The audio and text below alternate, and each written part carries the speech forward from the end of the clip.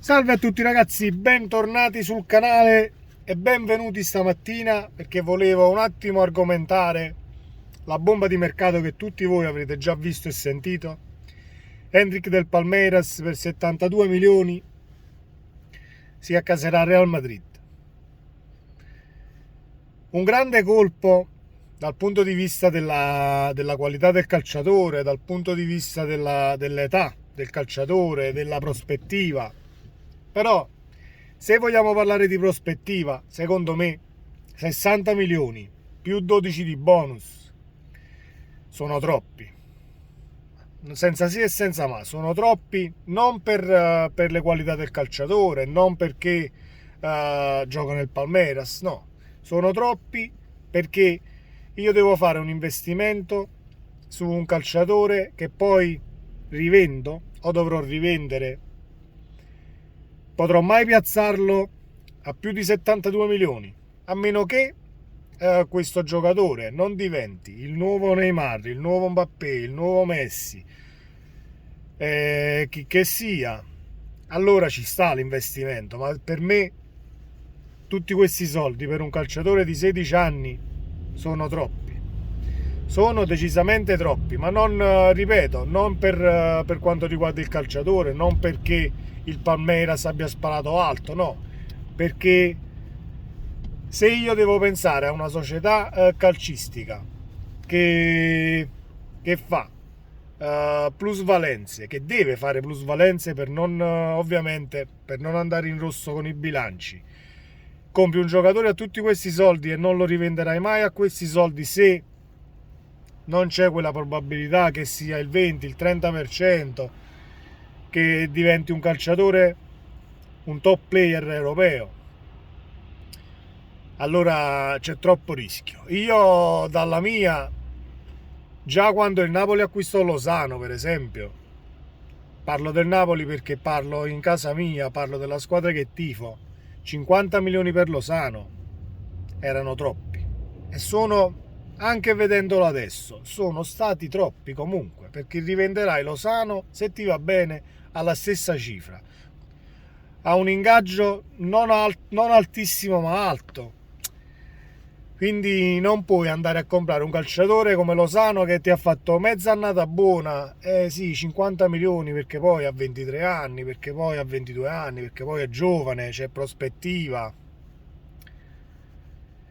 Per me, per evitare queste cose, per evitare, perché poi tutte queste operazioni ci portano in parallelo, ovviamente non del tutto causata da questo fatto, la situazione Juve, però queste cose che tu compri a troppo e poi te li tieni sul groppone fanno sì che vuoi o non vuoi la società vada in rosso o al limite fallisca per dei colpi di mercato che sono stati pagati decisamente al di sopra delle loro caratteristiche.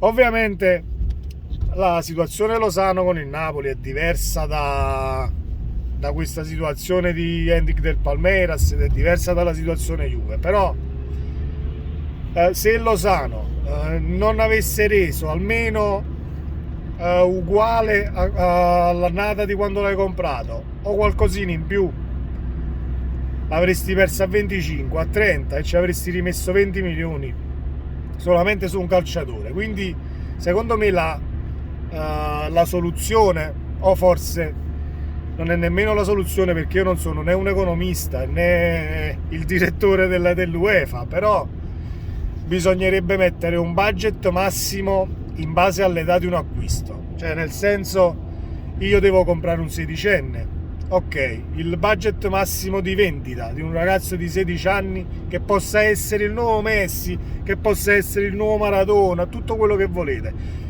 può essere pure il calciatore più forte del pianeta, ai 16 anni c'è un budget massimo di 40 milioni per esempio, 45, 40 che siano, però bisogna metterlo perché altrimenti andando sempre più avanti andremo sempre incontro a questi colpi. C'ha 15 anni, costa già 30 milioni.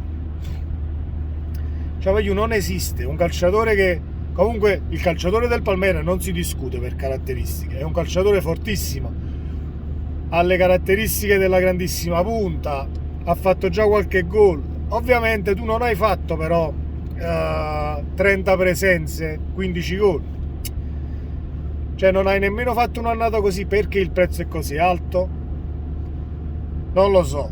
Poi il discorso si può ampliare a chi compra il Real Madrid, chi compra non ha mai avuto problemi di liquidità, chi compra non lo so se ha tutti i conti a posto, perché qua stiamo guardando la situazione Juve, però secondo me dobbiamo pure andare a vedere nel resto d'Europa tutte le cose che sono fuori posto, perché per me Paris Saint-Germain, Manchester City, lo stesso Real Madrid, il crack economico che ha avuto il Barcellona con Piqué, mi tolgo lo stipendio così tesserato a Lewandowski. Ragazzi, sono successe delle cose quest'anno a livello societario in tutta Europa che mi lasciano qualcosa, mi lasciano interdetto. Quindi per evitare che si creino tutte queste situazioni, tutti questi giri di soldi che poi non rientrano se l'investimento ti viene a mancare, capito, il calciatore, oppure non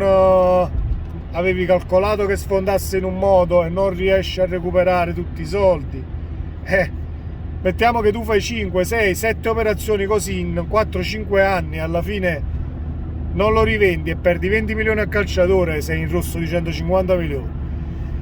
Difficile da calcolare ovviamente la resa di un calciatore di 16 anni, ed è per l'appunto che dico, allora mettiamo un budget minimo, cioè massimo, scusate, in base all'età del calciatore, altrimenti si incorrerà in situazioni Juve e non sarà la prima e né l'ultima volta che bisognerà andare a vedere tutti i bilanci, tutti i falsi in bilancio e tutti gli stipendi che sono stati poi girati diversamente, spese dichiarate diversamente.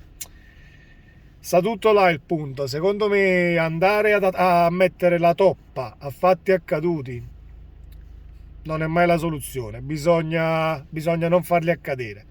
E per non farli accadere bisogna, secondo me, rifare alcune cose del regolamento, soprattutto del fair play finanziario. Si parla tanto di fair play finanziario e poi vediamo queste grandi società che quest'anno mi prendo Haaland a 100, l'anno prossimo Mbappé di rinnovo per 5 anni a 700 milioni. Cioè ci deve essere per forza qualcosa di losco per poter fare determinate operazioni, perché non esiste. Oggi sono dei buchi nel regolamento, così come fa la Formula 1 che trova delle zone grigie nel regolamento e le sfrutta. Così farà pure sicuramente il calcio e tutto ciò che ci è montato attorno. Fatto sta che la mia soluzione è il budget cap di ogni acquisto per età del calciatore. Non importa se tu sia forte, sia scarso o sia il futuro Pelé, per esempio. Mettiamo il minimo e il massimo una volta, scusate. Mettiamo il massimo e così quelli sono i soldi, 40 milioni. Tu sai che tu società che vendi sai che puoi prendere solo quei soldi, e tu società che compra sai che il massimo della cifra che puoi spendere è quello, punto. Dici sì, ma così allora arrivano 10 società a 40 milioni, a chi lo do? Perfetto, arrivano le 10 società a 40 milioni, si guardano i contratti che gli vogliono fare e si guarda la volontà del calciatore, molto semplice. Arriva a Bayern Monaco, Borussia Dortmund, Barcellona, Real Madrid e che ne so, e Milan. Si va dal calciatore, il calciatore riceve tutte queste offerte, valuta i contratti, chi gli offre di più, chi gli offre di meno e quant'altro, e valuta dove vuole andare. Molto semplice. Cioè non ci sono cose da fare che devono essere completamente difficili, non esiste. Fatto sta che io, ripeto, non sto sindacando la bravura del calciatore, perché è un grandissimo colpo ed è un altro grandissimo colpo alla Vinicius Rodrigo che ha fatto il Real Madrid, però per me sono troppi soldi, punto. Questo era quanto, ragazzi. Volevo solo argomentare un attimo questo acquisto bomba del Real Madrid. Fatemi sapere la vostra nei commenti e se vi va iscrivetevi al canale. Ciao!